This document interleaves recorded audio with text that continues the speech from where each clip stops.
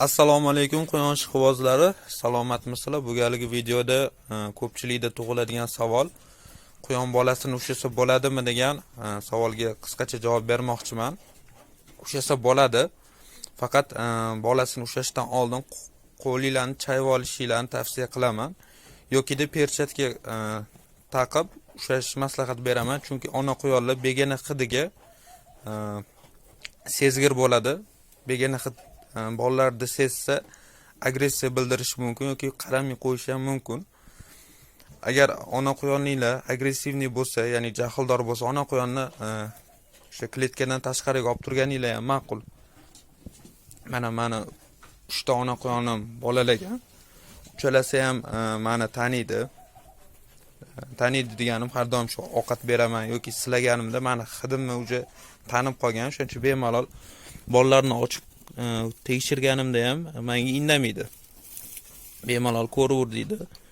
Xo'sh, bolalarni o'zi nimaga ushab ko'raman doim. Tug'ilganda hammasi sog' tug'ilganmi, onasi bolasini boqyaptimi, qorinlari to'qmi, shularni olib tekshirib turaman doim.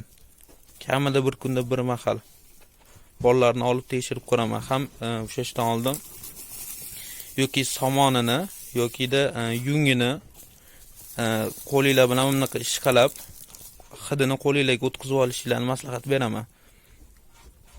Shunda ona quyon begona hidni sezmaydi va bemalol bolalarni olib tekshirib ko'raverasizlar. Agar ona quyon o'sha agressivniy, qizg'anchiq bo'lsa, ona quyonni kletkadan olib turib, bolalarni bemalol tekshirib olib, keyin kletkaga yana ona quyonni qaytarib qo'yishinglar yaxshi. Mana bu hammasi qorni ishib, qornlari to'q turibdi. Bu ona quyonlar shu aytganimdek menga o'rgangan, bemalol hozir qizg'anmaydi. Ochib ko'raveraman doim. Mana bu ikkinchi ona quyonimizniki. Mana bu kecha tuqqan kulli.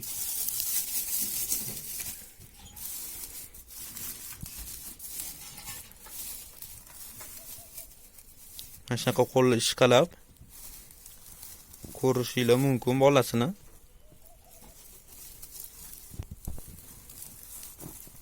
Chunki ba'zida tekshirib ko'rmasanglar, orada emonmasdan o'lib qolganlari bo'lsa, begona hid yoki sassiq hid tarqab ona quyon bolalariga qaramay qo'yishi ham mumkin.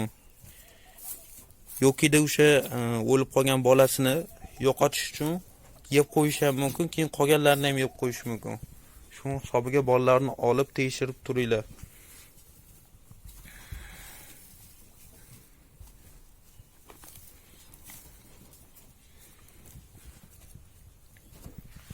Agar video manfaatli bo'lgan bo'lsa, like bosib, videoni quyon boqishga qiziqadigan tanishlarga yuborib qo'ysanglar, undan ham zo'r bo'ladi.